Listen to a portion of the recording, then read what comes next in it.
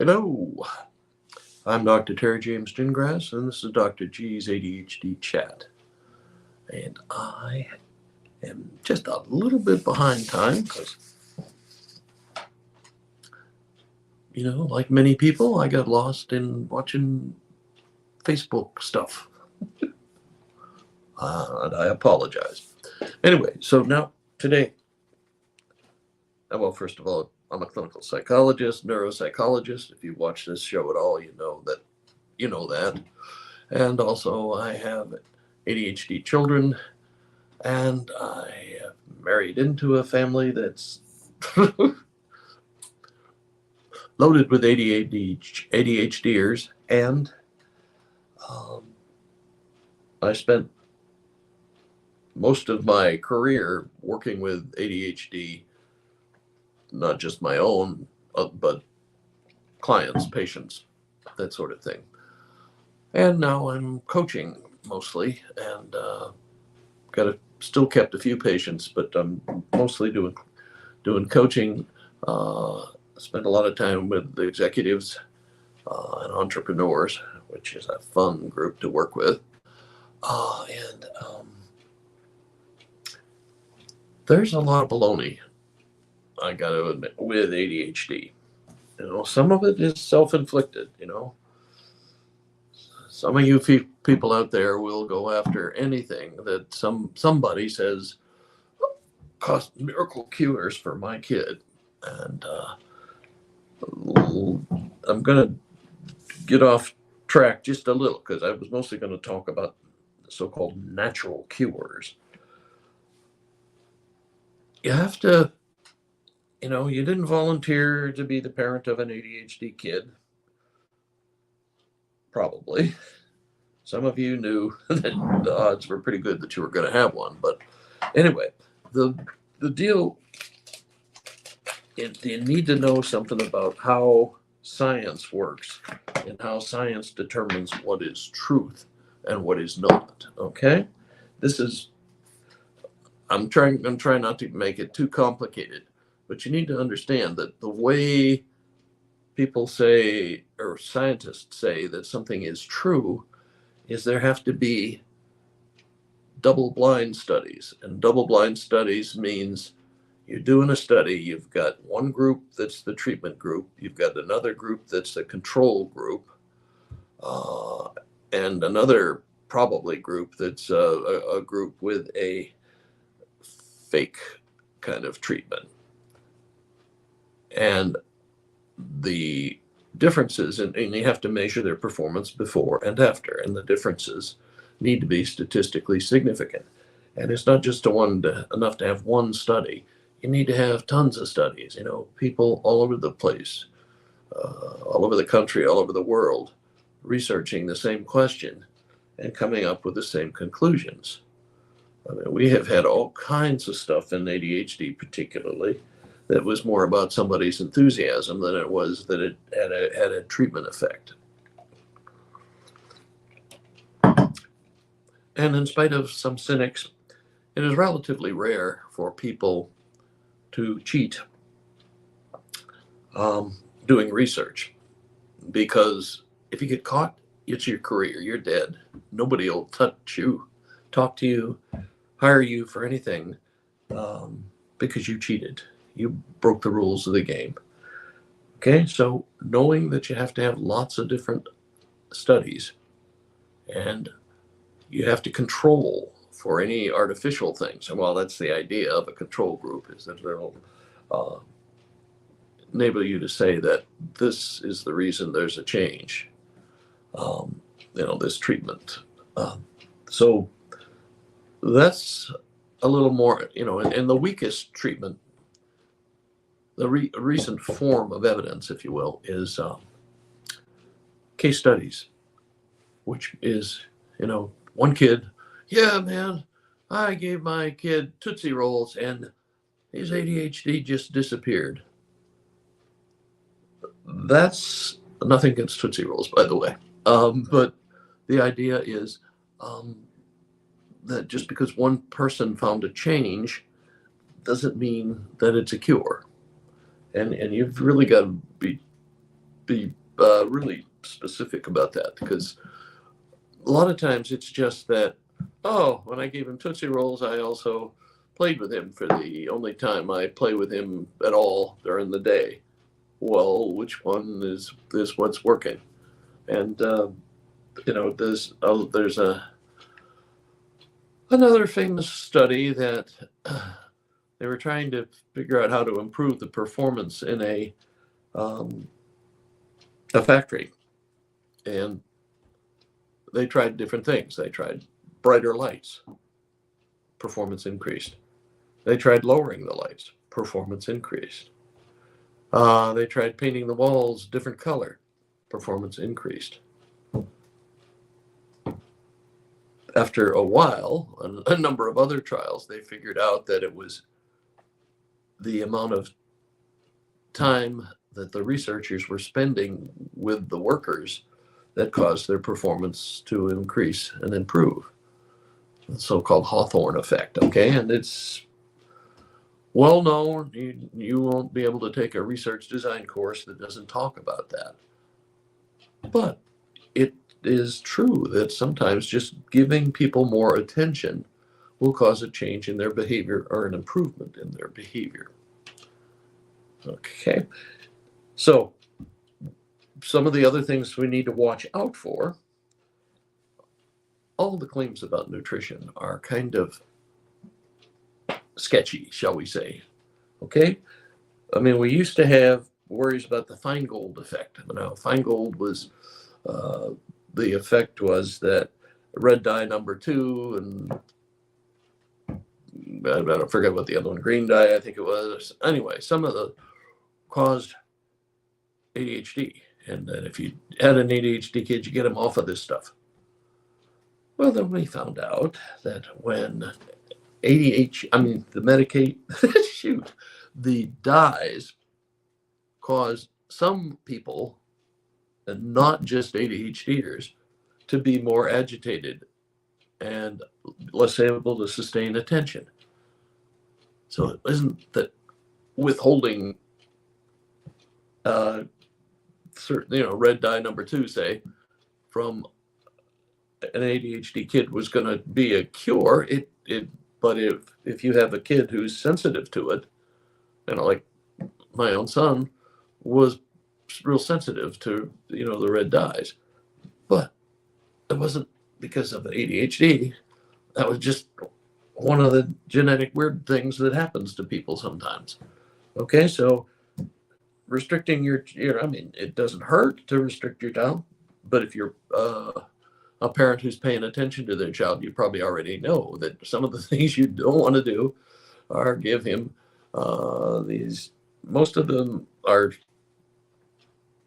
products that are loaded with sugar too, so it's hard to separate out whether it's the red dye or the sugar or whatever. I mean, as an adult parent of an ADHD kid, your job is to observe, figure out what causes difficulties, and eliminate those situations or those products. Okay? Doesn't matter if they're ADHD or not. They're not going to cure ADHD. Okay? Restricting sugar, say. Okay, ADHDers tend to do worse than other kids without ADHD when they're loaded up with sugar, So if you give them Frosted Flakes and a Pop-Tart for breakfast, you're going to get calls from the school because this kid's going to be out of his mind. But some don't respond that much. Some are just go bananas on when their blood sugar is too high. And in general, ADHDers are more sensitive to that. But it's not a cause and it's not a cure. Okay?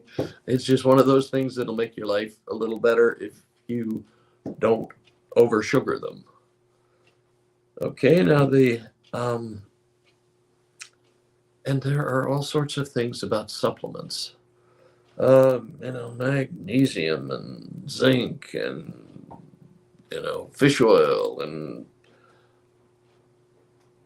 what you've really got is a very minimal effect in some people. Okay? And most of the time, it's like old, docs who are mostly retiring now say, well, if he's got a deficit, then supplements will help. But if he doesn't have a deficit, he ain't going to do a damn thing. And that's pretty much the way it seems to be. Now, one other thing that I think we need to talk about is, okay, if they give supplements for ADHD, and of course we do, what would other supplements also work? And it's one of those things. There's some portion of the population of ADHD people say that taking 5 or 6 cups of coffee a day helps them concentrate. Not all of them, not everybody, but some people say it works.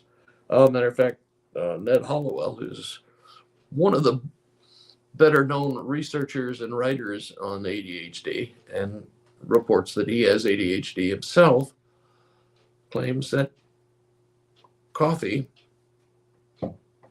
is the only thing he takes for his ADHD. Okay, I don't know. Does that mean that he's drinking 10 gallons of special kind of coffee? I don't know. But I'll just say coffee is a stimulant, and it does some things for people sometimes. And that's about as clear as we can make it. I know it's not, what do I do with my kid? Well, one of the things I think you can count on doing for your child is exercise. Okay, the research is actually pretty good on exercise, that exercise will increase dopamine, which is the neurotransmitter that ADHDers seem to wear out faster than other people. And it is a booster. When you exercise, your brain makes more dopamine, and you should have the benefits from doing that. Now this is not like most things that have to do with natural treatments. The research is, a little sketchy, because this stuff is harder to do than it is when you've got a pill and you can compare it to the no pill situation. But anyway, the idea that okay. Oh Lord, I'm blocking on the name. He's a psychiatrist, and his wife is a ADHD coach. He has ADHD, he says, and he depends almost entirely on exercise to help him, with his ADHD. And he's written a book called Charge. Anyway, he claims that he gets an hour of aerobic exercise, he's good for the whole day. Okay, great. If you could do it with just exercise. And I notice, there are a lot of people who are in intensive training and have ADHD, and the ADHD seems to stabilize them somehow. We've had Olympic swimmers, marathon runners, and different sorts of endurance athletes who claim that exercise is really helpful.